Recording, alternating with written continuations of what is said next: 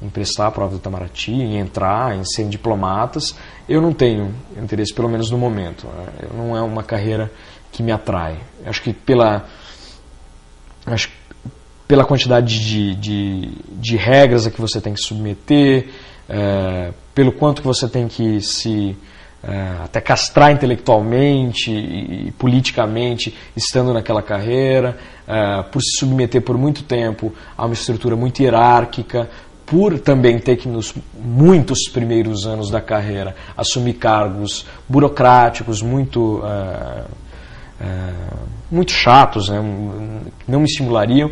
Eu acho que não é uma carreira de meu interesse. Apesar de respeitar muito, achar que é uma carreira importante e que é importante que pessoas interessadas, que queiram aprender e entrem nessa carreira, né, e não só aquelas pessoas que se beneficiam do fato de ser uma carreira pública, estável, com um salário razoável, etc. Você pretende morar em outros países? Eu pretendo, sim. Eu gosto muito de viajar e gostaria muito de morar em outros países, inclusive para estudar. Se eu pudesse fazer a pós-graduação no exterior, o que é bastante complicado diretamente, né, saindo da graduação, já ir fazendo mestrado fora, é algo bastante complicado, bastante raro. Pode até acontecer. Principalmente para conseguir bolsa é muito difícil. Mas se eu conseguisse fazer uma pós-graduação mais à frente no exterior, eu gostaria bastante. Ter uma experiência de vivência em outros países, eu acho que é muito edificante, eu acho que ensina muito. Quais países você pretende? Olha, para estudar, se fosse para fazer a pós-graduação, eu gosto muito da Inglaterra e dos Estados Unidos. Acho que eles têm programas de pós-graduação muito bons, muito pertinentes ao estudo que eu gostaria de fazer. A França também acho bastante interessante. Agora, como vivência cultural, pessoal, intelectual, enfim, diversos países eu acho interessantes. Inclusive países que eu gostaria de conhecer, não necessariamente viver, porque isso eu acho que é outra coisa. Mas desde países da Europa até países do Oriente Médio. A Rússia é um país muito interessante que eu gostaria de passar mais tempo. Mas acho que são vários. O que você falaria para o povo brasileiro? Puxa, aqui eu falaria, que responsabilidade.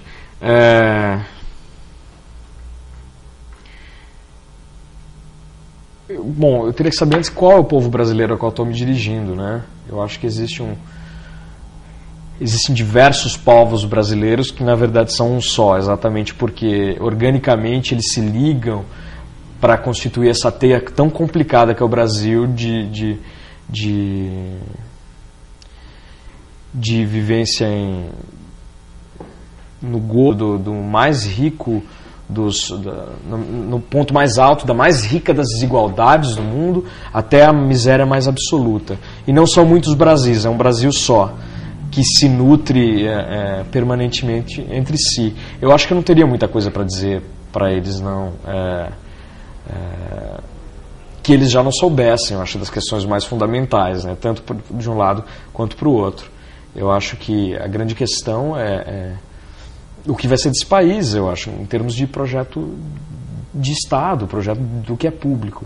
Essa é uma questão importante. O quanto o Brasil esqueceu de pensar o próprio futuro e quanto as questões são respondidas e pensadas a curto prazo. Há muito tempo não se fala da ideia de projeto nacional.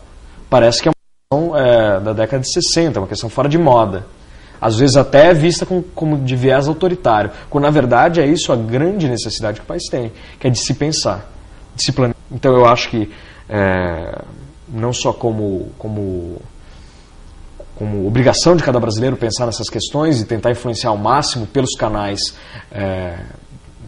por todos os canais possíveis, por uma elaboração conjunta, justa, de um futuro para o país, de um projeto de país, e conjuntamente, num movimento que eminentemente é político, pensar em como levar isso a cabo, né? Eu acho que é isso que falta no Brasil. Mais do que falar que nós temos deficiências nessa ou naquela área, de que nós precisamos avançar nisso ou naquilo, que existem furos em determinados setores da economia, da política, etc., das sociedades, dos serviços públicos, acho que a grande questão é como integrar tudo isso, né? O que fazer desse país.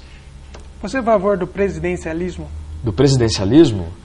Eu não acho que ele funciona tão mal no Brasil como se costuma falar. Eu acho que até quem era parlamentarista hoje, por muitos motivos, deixou de ser. Eu acho que a defesa de outro regime político que não o presidencialismo, na verdade sofre em geral de um déficit de comparação, de olhar comparado. Quer dizer, o presidencialismo funciona em muitos lugares e no Brasil o grande problema não acho que é um problema de regime político, acho que é um problema sobre a forma como essa sociedade se fundou em uma desigualdade fundamental, que só se aprofundou ao longo de todo o tempo. Não acho que é uma reforma institucional que vai resolver todos os problemas. Eu acho que as instituições podem ter problemas que levam a resultados nefastos, eventualmente, em diversas áreas.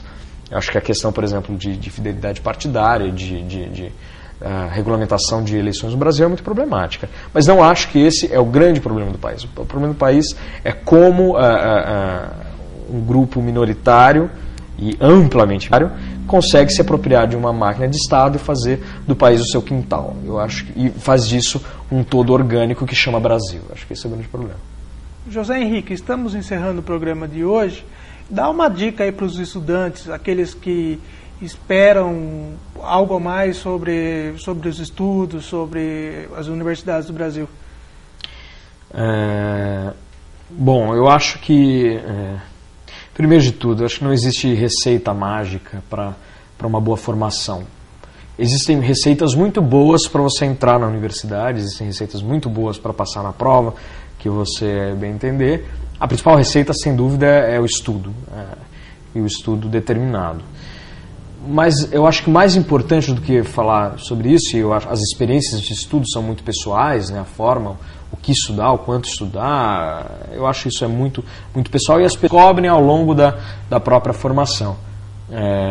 Eu acho que o mais importante é destacar que mais importante que aprender o que lhe é dado pelo currículo tradicional, do que lhe é dado obrigatoriamente na faculdade, o importante é se formar, é ter uma boa formação. Eu acho que isso não se aprende apenas numa sala de aula, isso é algo que se faz numa vida. E dentro disso, acho que é indispensável um hábito de leitura frequente, que deve ser estimulado, eu acho que desde os primeiros anos de vida, e leitura de qualquer assunto, de qualquer tipo de literatura que se pode imaginar. Eu acho que isso forma formar bons leitores precocemente, eu acho que é a melhor forma de criar bons estudantes mais tarde, depois bons cidadãos, pessoas bem formadas, pessoas com capacidade de aprendizado e com capacidade de aprendizado crítico. A grande questão não é só saber ler algo, não só um livro, mas uma situação, uma realidade, um momento histórico, mas lê-lo de forma crítica e saber interferir na realidade. Então eu me coloco não só como sujeito da leitura, mas também como objeto do todo que eu estou lendo. Então eu sou parte de um contexto social que produziu aquilo e que agora eu estou interferindo como cidadão, como indivíduo, como ser humano pensante e crítico naquela realidade. Eu acho que para isso é indispensável que se tenha uma boa formação desde os primeiros anos. Se faz com muita leitura, com muito estímulo, com uma abertura à diversidade de experiências.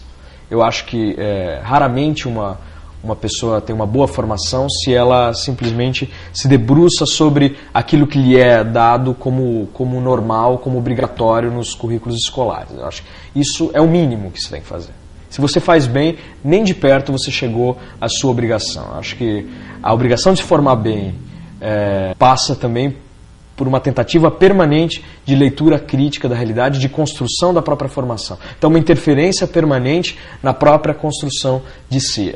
Tem uma frase que eu repito à exaustão, quem me conhece sabe disso, do Paulo Freire, que é sobre educação. Ele fala que educação é exercício de liberdade e processo de libertação dos oprimidos. Então, se educar é sempre reivindicar a própria liberdade enquanto ser humano. E promover a educação em todos os sentidos, lutar por uma boa educação é lutar por uma sociedade mais livre, por uma sociedade de homens mais livres. Então, é muito além do estudo. Eu acho que é uma questão de liberdade, no final do que a gente está falando. Muito obrigado pela sua participação, José Henrique. Muito obrigado pela sua audiência e até o nosso próximo programa. Bye!